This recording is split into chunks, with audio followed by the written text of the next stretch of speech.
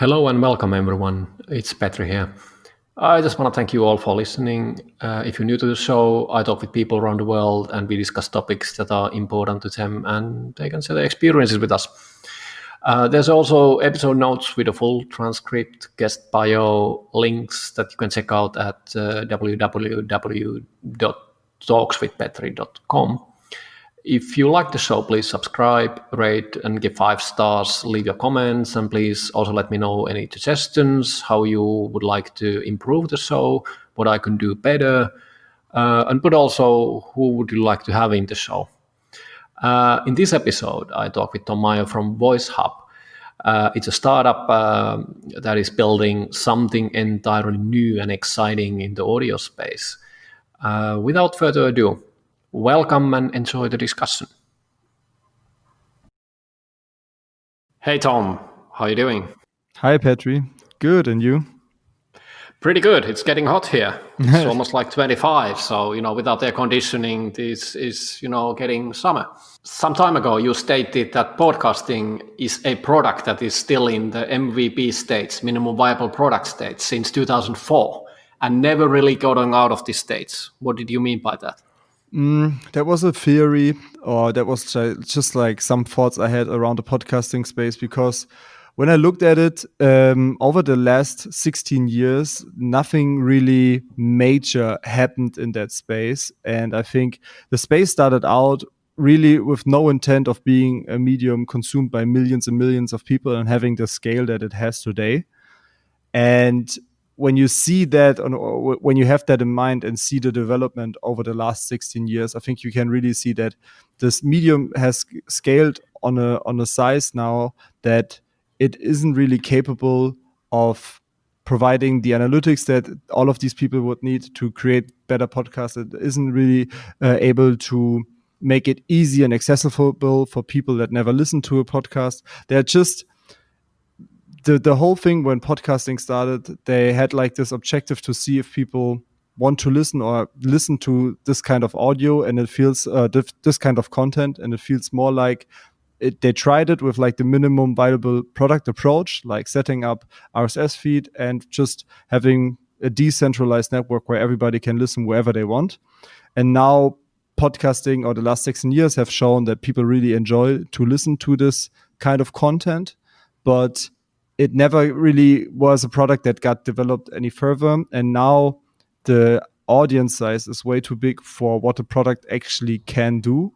And so I think like we should look beyond podcasting. We should see audio and broadcasting audio as like a medium type, like YouTube videos or something like that, and maybe see, okay, what else can we do? So podcasting is now the main kind of infrastructure. People are talking there and all kind of that stuff, and that's all good. But maybe there are some other kind of platforms that could use audio content and could provide a more suited infrastructure for 2020 and beyond that.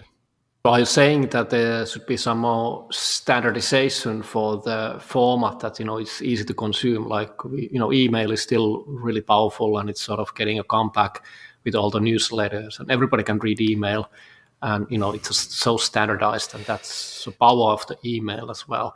And that's in a way true with the podcasting as well. Obviously there's the counterforce, so to speak, Spotify, which is more like a closed platform.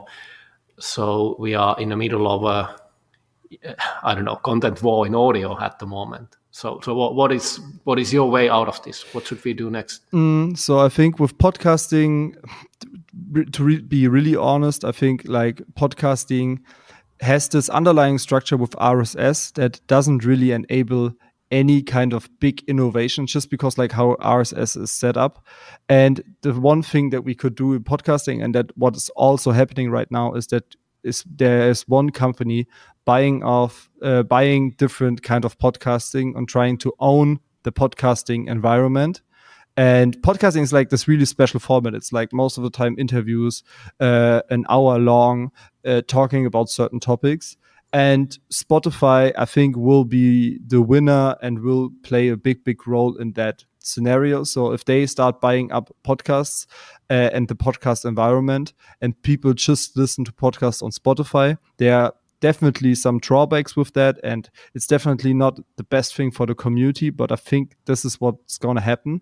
And it will help podcasters that are on Spotify help to better monetize, to earn more money with their content, because Spotify, if they own like the infrastructure of it, they own the analytics, they can provide advertisers with the analytics they need to invest more of their money to see if their ROI is working out.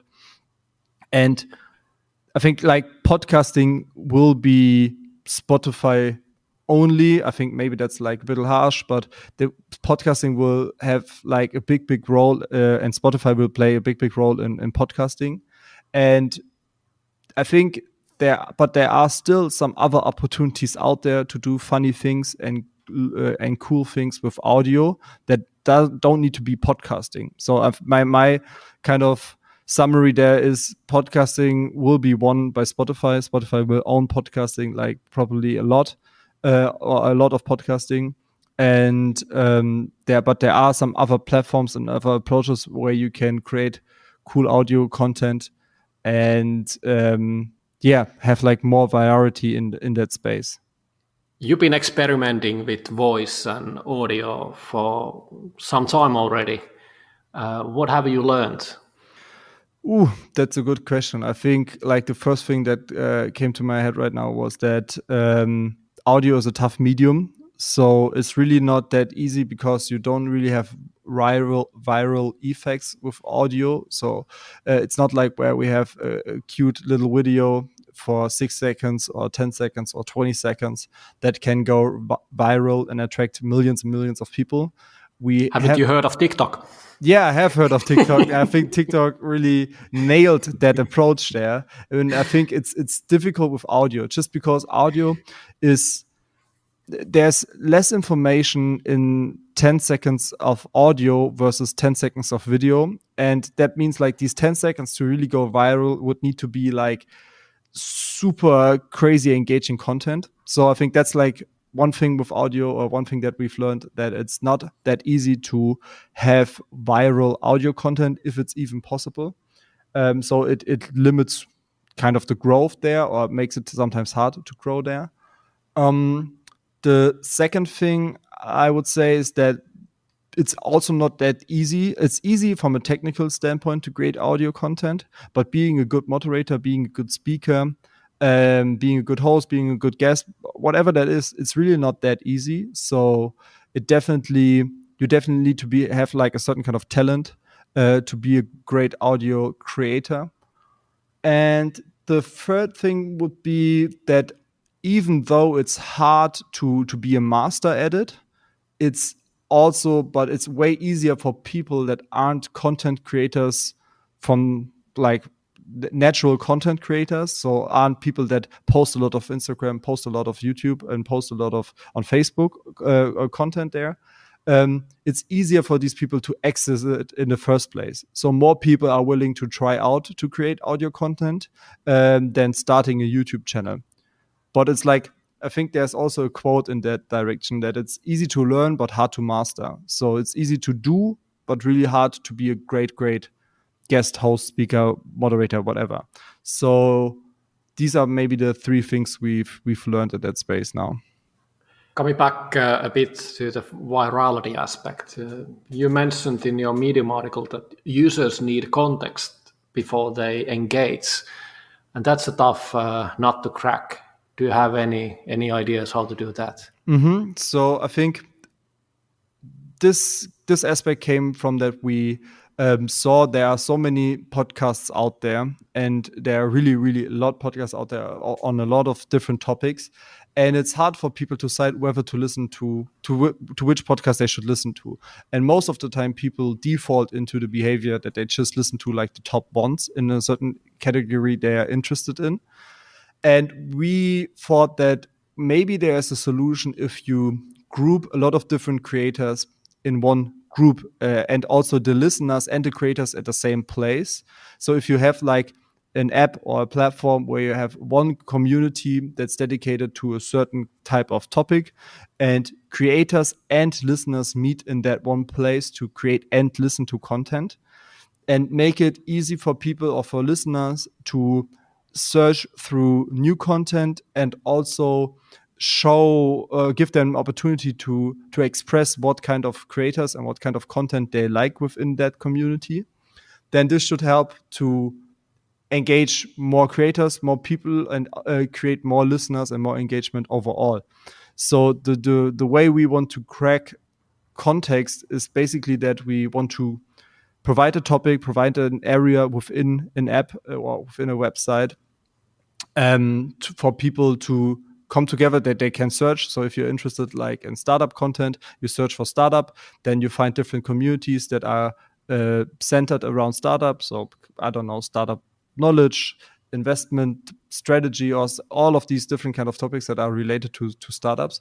And you can see what's going on in these communities. You can join them. You can scroll through the new content there. You can join conversations there, or you can also scroll through the best content there and give your own kind of ratings of how much you like this content. And that way enable like new creators to have an audience right away, and to have listeners, or giving listeners the option to give these new creators feedback. So the context is given away by the community itself, by the name of the community, by the description of community. And then you just need to figure out what kind of creators you like the most in these communities.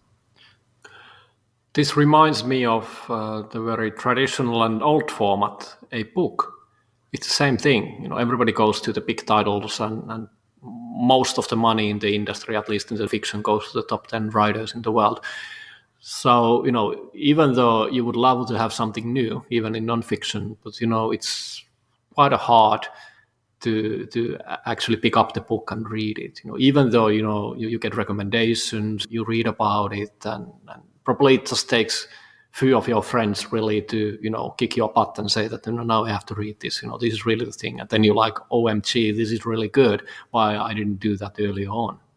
Yeah, 100%. So I think books and podcasts are pretty similar in that space. Books maybe have the one advantage that they are all written, so you can easily scan through summaries, easily scan the back of a book and see what's it about. You can do this with podcasting too, of course, but a book is like this static thing. So you write a book, you put it out there, and people read it whenever they want. A podcast is like an ongoing developing thing, so it's harder to have like static summaries there or static trailers there, because like there are different guests, there are different topics, there are different questions, and this makes it a little bit harder for podcasts to be accessible than books. But I think it's like the same kind of infrastructure. Books are also, or were, pretty decentralized. There were all of these different bookstores where you can buy the same books. That's the same with podcasting. There are so many podcasting platforms out there where you can listen to the same podcasts. And then all of a sudden, there came a little company called Amazon and centralized much of the book distribution on their platform. And now they own a huge market share of the book market. And I think like that's pretty comparable to what Spotify are doing right now in the podcasting landscape there. I wrote an article a few weeks back or some days back saying that this is the decade of audio, and I've been thinking about it for a while. How do you actually come up with, you want to introduce a new song to the market? That's what I heard some of the industry players saying, that this probably happened in some 20, 30 years back, or doesn't really matter.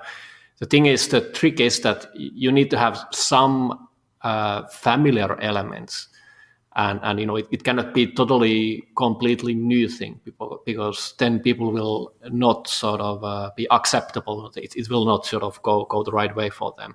So what do you need to do if you have an artist who is like having a new sound, and it's not something which has been in the market, you have to sandwich that song. If you have a playlist in the radio or somewhere, and you can actually put it in the repetitive pattern for weeks or something, so people will start to hear it for many times. You put the new song between two familiar songs, so you are in a good mood, and then you get to the stranger thing, and then you keep on doing. So you have to gradually get people to accept something new. And even in the songs, it's always good to have something which is some familiar elements, and that's sort of the trick. So it's quite curious to see that, are we able to do the same with the audio, because the resistance is high and there's no eye candy with the video.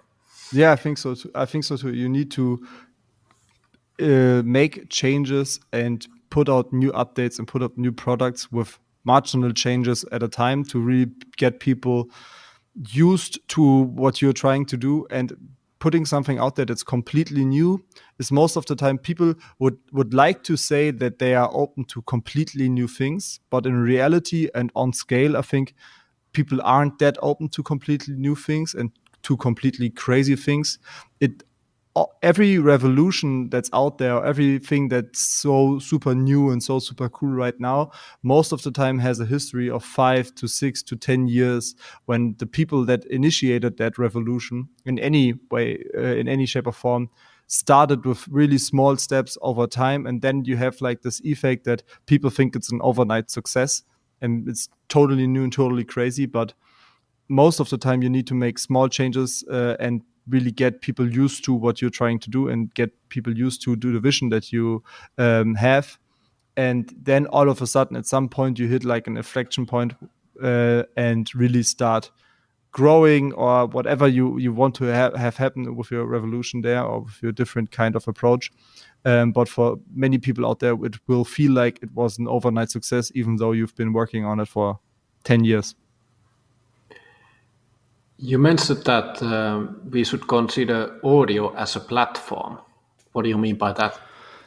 This was pretty much like also the summary of podcasting is the MVP. We should think about all of these there are basically 4 different types of content that you can share and create online. There's text, there's video, there's pictures, and you have audio.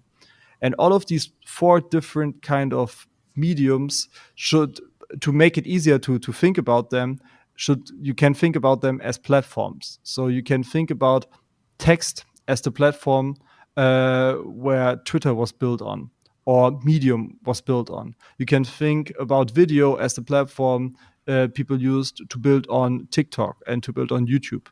You can think about pictures as the platform where Instagram was built on, or Pinterest was built on. And then you have audio, and audio is really like this lonely kind of 4th child from these 3 that hasn't really have a platform built upon. And you can say that podcasting is like the platform that was built on top of audio, but that's not even really true, because like podcasting is more like an infrastructure and not like a real platform, because it's so decentralized. You could argue that Spotify and SoundCloud are some of the more popular examples, but Spotify is mainly music, or still mainly music, and the original it had and their growth they had was all based around music. And SoundCloud really never nailed their opportunity to become like this big company there. They had a lot of different product changes, a lot of different pricing changes, and I think some people at some point weren't really interested in it, and the growth slowed down. So audio as a platform, if you think about it that way, can enable so much fun things you can do with audio.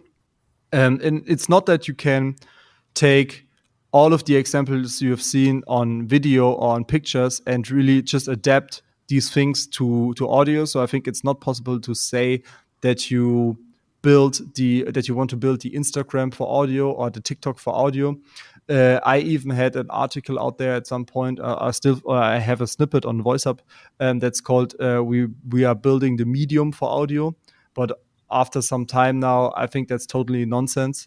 So you need to think about how you can really use the platform of audio to make great and interesting content. So you basically see audio as the platform, then you need to build a tool or a platform on top of that platform to enable great content that can come out of audio.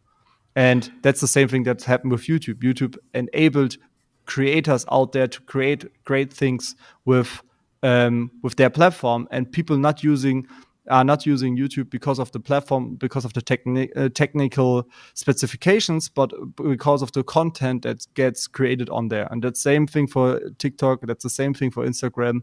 So you really need to think, what kind of tools, what kind of platform do you need to create the best kind of audio content? And then you can build a platform there that can be successful, and also have a platform for people to become successful on your platform, if that makes sense. Could Twitter with the audio tweets somehow become that audio platform? I'm not sure about that. I think mixing audio is like a really kind of special medium, and mixing it into text and mixing it into video and picture content sometimes is hard, because just to consume audio content, you need like a different kind of feature set than you need to consume video content. And what they're basically doing right now is they're not really implementing audio itself, but they implement video basically, but just make it you can speak, and then they upload a video rendered with your picture on it. So it will be interesting to see. I think it's really, really early to say how this will be the case. But what they can do is they can really push the format forward and get people to think about the format more openly. So what they really can do is, oh, wow, we had now podcasting out there, and podcasting works, and people like to listen to podcasts. But look over here, you can also do these kinds of, or this incredible thing with audio. So you can also create small little content there that people enjoy to listen to. So maybe think more creatively about what you can do with audio. And that is definitely something that Twitter can do with their reach and their scale they have. Audio is so much more. You can just have the nature sounds. You can do so many other things than sing or talk, and that's obviously there's also music, but there's so many other levels and variety in all together. So is it even possible to put that in one single platform? Yeah, I'm not sure about that. I also think it's pretty hard to put it in one single platform. What we try to do to enable some different kind of audio content is that we really have these smaller communities and these smaller groups where people can engage. So they are like in their closed environment there. I think it's interesting to see that there are actually two audio companies that are huge but rarely get talked about when you think about audio companies. So most of the time, if you say, okay, what are the biggest companies in the audio space right now, most of the time you say SoundCloud and Spotify.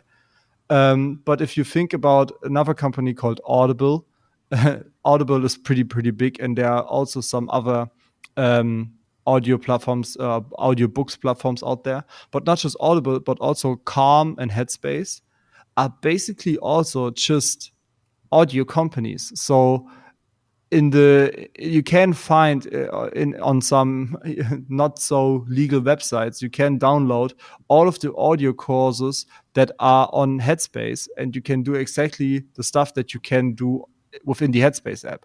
So and I had a Headspace subscription for some time, so I tried the app and used it, and they basically built a fancy audio player with some different kind of features that are really, really good for meditation and stuff like that.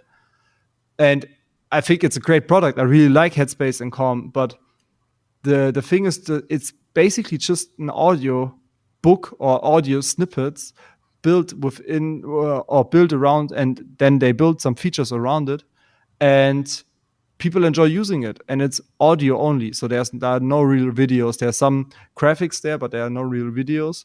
And these are also like big audio companies, but they rarely get talked about or rarely get put into the space of audio. They're really specialized. They have like one single focus, in a sense that the context. Yeah.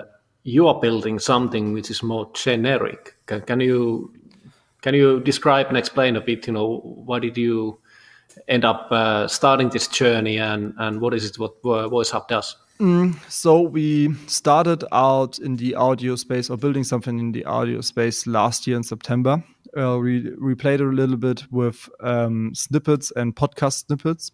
So we cut different Joe Rogan episodes and all of other and some other podcasts and uploaded snippets. So we didn't really upload them. So we used the RSS feed, then technically made some snippets. So we never stole any content from them or downloaded the MP3s and did something else with that. So we got the RSS feed, made some timestamps basically, and build a player around it where you can press on different time areas within the podcast, and there are like little titles there what the podcast what the guest and the host talk about at a certain point within the podcast.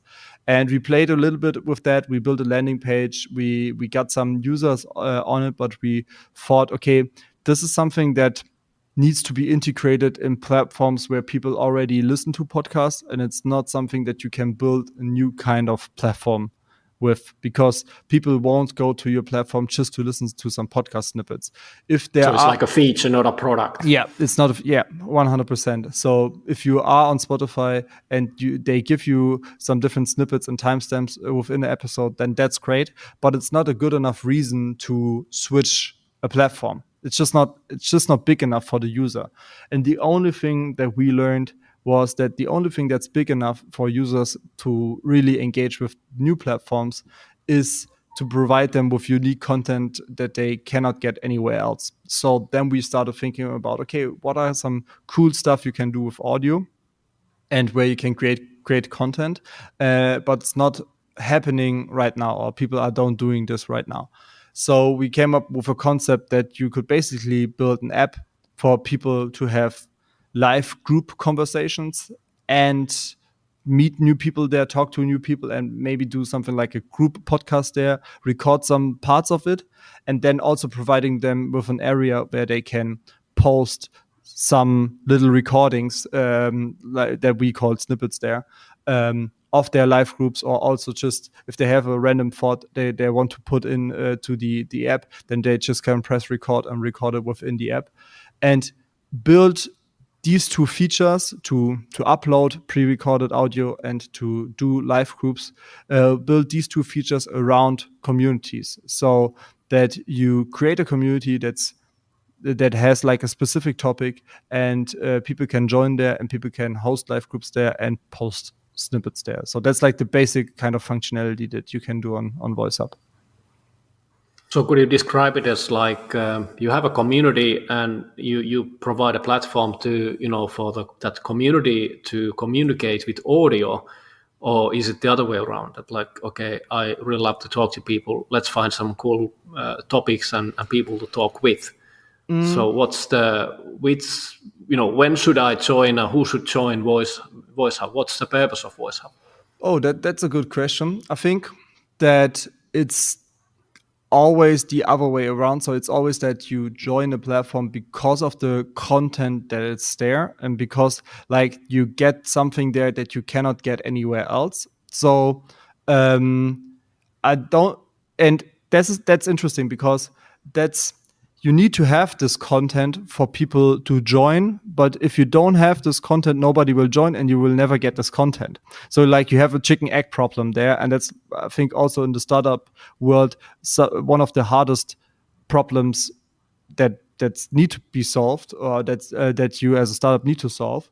But it's definitely that way, that you need to create content in any way you can do it. So we at the moment do it with scheduled events, or with some spontaneous live groups, or people upload snippets on topics they are interested in. So you really need to work really hard to get this first user base, however possible.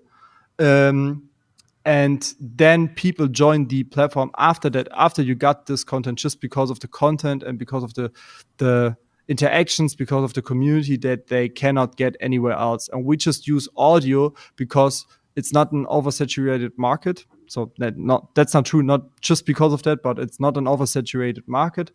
And there are some really great opportunities out there to create great audio content that has not been created before, and also to provide great experiences. Because at the end, people don't really care if you do it with video, if you do it with audio, if you do it with text, if you do it with whatever. They only care about that they have a great experience and that they get great content out of it, or that a creator sees opportunity to create content on the platform. And that's something that we are focused on and something that we are working on. So the purpose of Voicehub, to join Voicehub, is really that you can interact with people in a way and listen to content in a way and consume content in a way that has not been done before. So that's like the objective.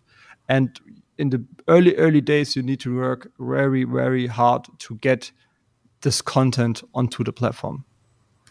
So that's probably why Clubhouse, maybe a competitor of yours in some sense, in the West Coast, they have all these celebrities in there, and it's really exclusive club. That's basically the content, access to people you would not otherwise have, and that provides the context and the content and the appeal to go in there. Yeah, 100%. So I'm not on Clubhouse, and of course we are in the same kind of space there. I think they built something. From a technical standpoint, they did a genius move there to build something super simple to use, and then they had the context and the opportunities to onboard people that are people that you want to have on some podcast or want to listen to podcasts, and people that you follow on Twitter. So they got really great content very, very early on, and therefore also had like a really great growth there. I really don't want to participate in any speculations of how this can evolve and scale in the future, but I think they had like a good start, definitely a very good start. And it will be interesting to see how they will develop in the future. We are really focused on our community right now and building great experiences for our community. I think the market is huge, so it doesn't really matter if there are like 1, 2, or 3 other people in the same space. I think it also helps the space. So if there's one company or one product that's successful out there, this can help other products to become more, or to ride this wave. But we are focused on our community, on what we are doing, on the content we want to create, and really want to see how far we can get with that. So, yeah. What are your thoughts on asynchronous and synchronous talk? So if the first one is like you tweet and then you reply on the tweet, or you record a snippet and then somebody records a reply snippet, so you can do that obviously on your own time. But you're missing the what we're doing now, the live discussion. So what do you think? And are there actually different preferences that or is it like different types of people doing that? Yeah, there are 100% different preferences, and I think to really build a company or a product that can hit scale in that area, you need both. So you need synchronous, well, you don't need both, but it's better if you have both, because synchronous content is really magical sometimes. There's just some things that can happen when you create synchronous content that could not happen if you just sit in front of a microphone alone and try to think about something that you want to record. But having asynchronous content enables you to build up a library and to build up knowledge, and also like not social capital, but like content capital, so to say, that really pays dividends over the long run. So the longer you have asynchronous content on a platform, the more people create asynchronous content, the more people can consume in the future, and the more valuable and unique content you will have. And this will. So it's like an investment. It's definitely an investment. And like, I think on Voicehub right now, these live groups are the highlights, and then snippets are the working horse of Voicehub. So the asynchronous content is really like the thing that builds up Voicehub over time, and the highlight groups and live groups build up the community. And this combined can create a pretty powerful product. And there are definitely preferences for people to listen to asynchronous content whenever they want. And I think a platform it's great if a platform provides that. And there are also some really great use cases if you just can jump in a live group and listen to people, or just engage in a live group. I think these are just two different kind of approaches, and most of the big platforms out there all combined both. So you can do live streams on YouTube, but you can also watch videos on YouTube later on. You can watch live streams on Twitch, but you can also watch the live video and clips on Twitch later on. You can do live on Facebook, but you have also asynchronous content. You can do live on Instagram, but you have also asynchronous content. So it's definitely easier to scale with asynchronous content, just because you don't need to have people on the app at the same time all the time. But synchronous content can really create magical experiences and build great relationships between people. So the combination of both can be very powerful. How should I think about or consider or even then implement and execute? If I want to start to do audio and I want to start to do snippets, and if they are like an investment, so they are there for the long term. So if I would actually like to make some kind of a courses, for example, in the regular way that you training courses or something, and you make the whole course and then you sell that, and that's sort of a unity. But if the snippets are like a few minutes, or they're quite short, how should I group them together? Should there be a theme, or they're just like things by themselves? How should I go about this? Sort of if I want to plan it a bit ahead of time. So I think the best thing you can do is to think about snippets. That's also pretty specific on Voicehub right now. So there are definitely also some other platforms out there doing some stuff with short form audio. But on Voicehub, you can definitely think about snippets as mini podcast episodes. And you should think about, how can I provide a lot of knowledge within a snippet in a condensed time. So snippets, we don't have time limits. So you can record a snippet that's like 20 minutes, 30 minutes. You can record one that's 1 minute. But what I think is that snippets are then the most valuable if there's really content behind them, if you listen to it. So questions most of the time don't work with audio well, just because if I record a question now that I want to ask the community, nearly my whole question will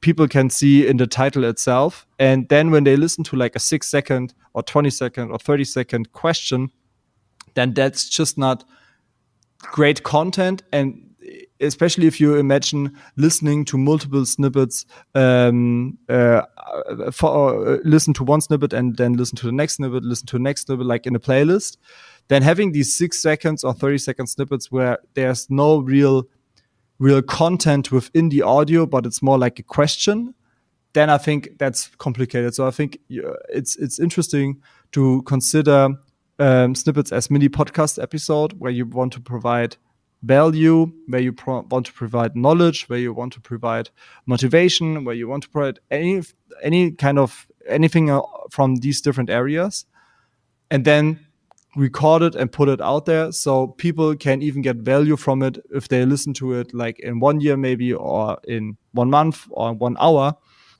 So you really provide something meaningful within a snippet. And we had some examples of that already.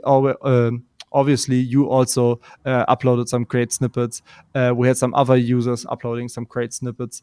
And there are really snippets that go for 10 minutes or 12 minutes or even 8 minutes, where there's really a lot of value in them. When you listen to them, you have like the feeling that you read a short little, that you read a blog post, or that you read something with real content within it. And yeah, I think that's like a good approach to build up a library of knowledge there. And they're easier to create than a podcast. You can do them on your own. You can also host a live group where people record that and post snippets from that later on. So there are different kind of ways you can think about it, but really like the thought, or we think that that snippets are really valuable if there is some value and content within it itself, and it's not just a question or something, but really something you learn, something that if there is something in it that you can learn and say, okay, I didn't know that before. And then so you could basically say that they are like having the same rules like an article. Just put something, one topic or one theme at a time, or one topic basically, and just put it in the article. Don't put too many ideas there, but just be elaborate, get your point through, and just be concise, and that's typically a good article that you just have a few points people can really understand, and that's it. 100%. I'm just actually thinking that we're practicing for the next 10 or 20 years because we are approaching a physical limit. Well, it's always been there, but we just have a just very, very limited applicability for that one in human history before. I'm referring to the Elon Musk and the other guys going to Mars because, we can only talk with snippets. There's no live communication possible. So you don't want to be the annoying person just like text messaging with one word or sentence at a time and just sending tens of them, because that's really annoying. Receiving every 8 minutes, or how long does it take to get a one that it's like questions in a 10-second MP3s. You've been doing entrepreneurship for quite a long time. You were 18 when you started your first company. How did that happen? Or should we actually go back to the almost like into the beginning of Tom and how you experimented with the sound and voice and you were sort of banding together with the current team as well? Yeah, so we can do that. So like my whole life, and I also put out this one article where I described why I like audio. My whole life I did something with music or with audio content. I had like a little recorder as a kid and recorded some conversations with my brother and or with my parents, and I had some really. Did you post them? Yeah, I didn't post them because there was like a real option to get this tape then out there. I always deleted it, rewinded it, and then started from scratch. But these are like where the early beginnings. I had a couple of bands as a teenager. I play drums, and I still enjoy doing making music whenever I can. So audio and music, these two areas have always been like a part of me. And so where should I go? Spotify or SoundCloud to find your stuff? To find that's the good thing, that we never really we hadn't any money to buy recording equipment, so we only had like our band practices and some little concerts. My dad maybe has some little recordings, but they are not available online, so there's no album or single with my name on it online. So I think that's maybe a good thing, because we were just kids having fun and making some music. So, yeah. Well, I'm actually now thinking that, you have a platform now, where you can do lives. So, why do talking if you can make music? So I'm totally hearing that, there's going to be some band playing in real life, soon. Yeah, I think that would be great content, definitely. So having like a hub that's dedicated to a certain kind of genre or to a certain kind of topic. So I think that's also something that we have not figured out 100%. What hubs on communities on Voicehub really are. So if it's like that, a hub needs to be called rock music, and then you have bands playing there, or if the hub needs to be called band practice, and then you have like bands playing there, or if the hub needs to be called I don't know, talent rising or music talent rising, and then you have like little contests there. I'm not sure what like the perfect communities on Voicehub will be. I think that's something that time will show what will work best. But I can 100% imagine people creating music and creating music content on Voicehub. I think that would be great. Now I want everyone in the audience to send Tom some, direct messages in Voicehub or email or Twitter, and probably, all the other co-founders as well, that, we will join if and when you do a live concert of your band, all the covers. Get like the old members together. Yeah, that would be interesting, definitely. Yeah, so at the moment, unfortunately, I don't have a band, but like getting the old folks together would also be pretty funny, I think. You started doing some importing, selling, drop shipping, these sort of also trending things which have been happening the last 10 years. A lot of people are selling things in online. So you were practicing that when you entered 18. Yeah, so actually, the first real company I created and also had like with a small little team there was called Ustad, and it was focused on universities and giving students the option to share student materials. And this was like the first step after graduation or during my graduation time when I was 18. We started this company without having any knowledge about students and what students really want, but we thought this would be like an interesting kind of concept because we would like to have that as soon as we started studying. So we built that, did a lot of mistakes there just because nobody really knew how to run a company and how to grow a company. And after that, I started with Etienne, who's now also a co-founder in Voicehub, a company called Active Moves. And Active Moves basically was selling gym equipment from China, buying gym equipment from China and selling it on Amazon with our own label. And this was a pretty fun experience because we also did a lot of mistakes there, but it taught us a lot about how to really run a business and how to grow it. And after that, we started to do some other things to play around. We could we had earned some money with selling these products, so we had some time to play around with different kind of things. We also did some agency work for some companies after that, just to build some tech products. And now over the last couple of years, we really developed into a more serious company. Not serious, but we really are all full time and engaged with Voicehub right now and building Voicehub right now. So this was a fun ride over the last couple of years. We definitely did a lot of mistakes. We're still doing a lot of mistakes, but we learned a lot over that time. So are there any other lessons you have learned for those who are thinking of starting a new company or are already having their startup? Yeah, so probably so many lessons. I think also the first thing that comes to my head right now is that maybe if you have the opportunity to get somebody mentoring you, but I'm not mean like somebody online saying, hey, I'm gonna tell you how you're gonna sell $10,000 worth of books or something like that. Not like these shady kind of mentors, but if you have somebody that you know or that you can reach out to, and they can help you to not make some mistakes in the beginning. They can tell you their learnings. I think that's super valuable and saves you a lot of money. The other thing there, what I would also say is that even if you have a mentor, you probably still will make a lot of mistakes, and you need to be comfortable with that. And you need to make mistakes, but always just try to make mistakes that don't put you out of business. That's also maybe a good learning.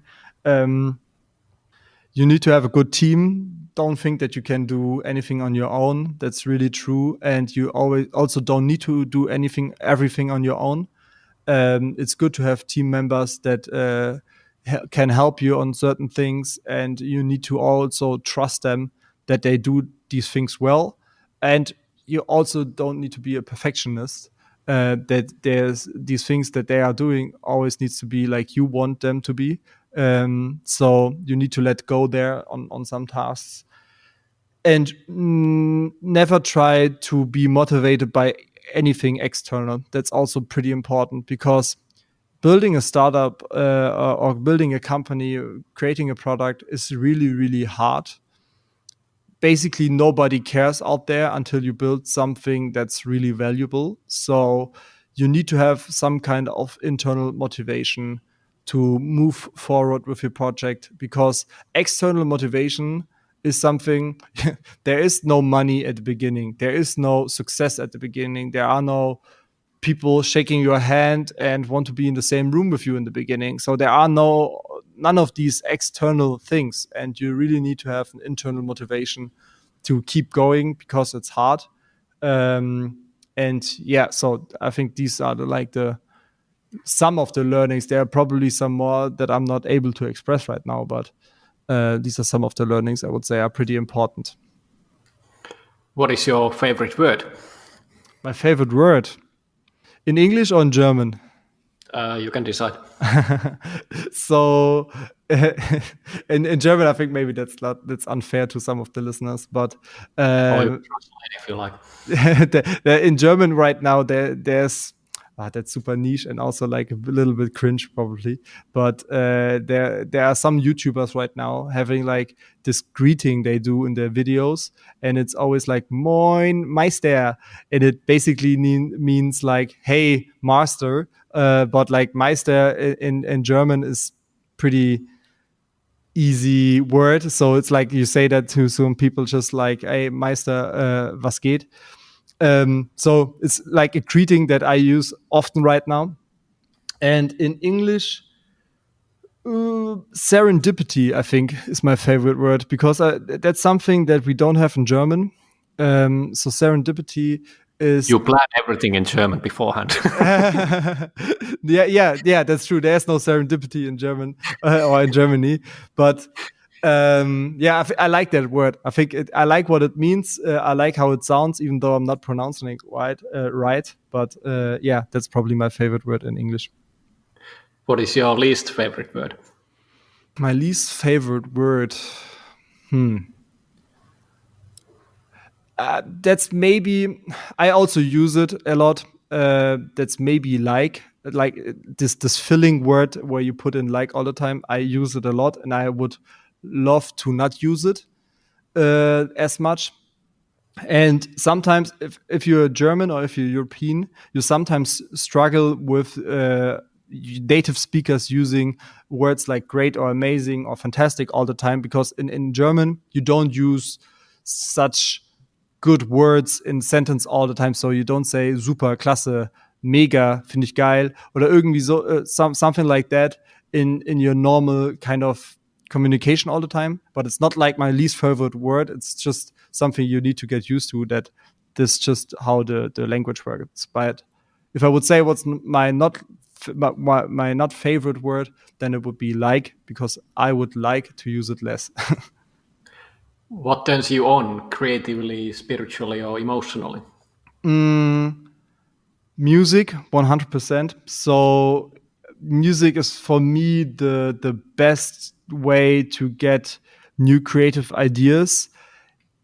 And then also landscapes. That sounds maybe a bit lame, but I like to go for a run, and I enjoy being in the outside and having like great landscapes that you can look over. This is also something that really triggers my creativity and makes me feel good. So like the combination of both probably.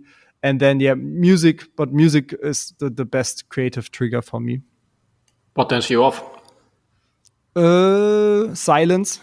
So I think I struggle if everything is too silent. I like a little bit of noise. I like some things happening. I like energy. I like all of these different kinds of triggers that gets you going. I also like to talk. Maybe some of you already noticed it, but so I like noise, and silence is definitely a turn off there. What is your favorite curse word? In German, it would be dulli. That's something you say if somebody is doing something stupid, but it's not mean. So it's like a nice kind of thing. If you say you are, oder du bist ein Dulli, so that's like a nice way you talk to some of your friends if they did, or if they say something that was funny and stupid at the same time. So, and in English, I would say probably shit. So yeah, probably shit. What sound or noise do you love? I love the sound of a good old V8 engine. So that's or V10. Probably like V10 engine, the sound of a V10 engine. If you think about an R8, Audi R8, and the V10 sound of that car, that's a great sound. What sound or noise do you hate? Scratching on I don't know what's the on a board in schools. You have like this boards where you write down stuff, and if you scratch there with your fingernails, that's something that gets me out of the room pretty quick. And also if women or men doing their nails with like this little, I also don't know what it's called in English. What is it? I think it's file. File. Yeah. If that's also something that gets me out of a room pretty quickly. What profession other than your own would you like to attempt? Being a doctor, probably. So I love medicine. I love the whole human body, or the biology of the human body, and I wanted to actually study medicine. But the thing that turned me off studying, becoming a doctor, was just like how the work is set up, and I'm also don't like to be locked into something too specific. So I like to experiment with different things. And being a doctor would have meant for me that maybe sounds stupid, but I would be a doctor for my whole life. And it's not that you can switch your profession that easily. And also I'm not a really good, I was a good student in school, and I also was like a good student in the university, but I didn't really enjoy it. So I'm not good with sitting down for a long period of time and learning things. So I don't really enjoy it. And that's something that you definitely need to do if you want to become a doctor. So yeah, I'm more. I like the practical side. I like to do things instead of just sit there and learn about it theoretically. What profession would you not like to do? That's also something strange, probably, but I admire every policeman out there or policewoman. And I also thought about it when I was younger to become a policeman or a woman. But I think you always are in situations where you have to deal with really hard decisions and with really sometimes complicated people also. And it's just that I think it's admirable that people are doing this, but it wouldn't be something that I would like to do right now. If you could be a co-founder of any startup in any era, which one would you choose? I think the easiest answer for that would be Voicehub. So I'm pretty happy with my team right now, and I'm pretty happy what we are doing. I think entrepreneurs and humans in general always tend to think that the grass is greener on the other side. So there are interesting companies out there. And to answer your question more directly, I think Netflix is an incredibly interesting company. Spotify is also really interesting. These are some of the more popular ones. I think what Descript does with audio and editing is super, super interesting and will be definitely be valuable in the future. So these would be like the external things, but I'm really happy with what we are doing at Voicehub. Any final thoughts or words for the audience?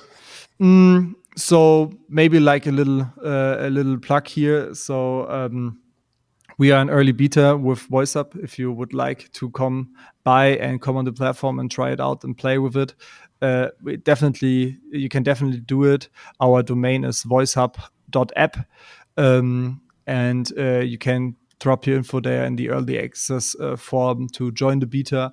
Other than that, if you are an entrepreneur out there, you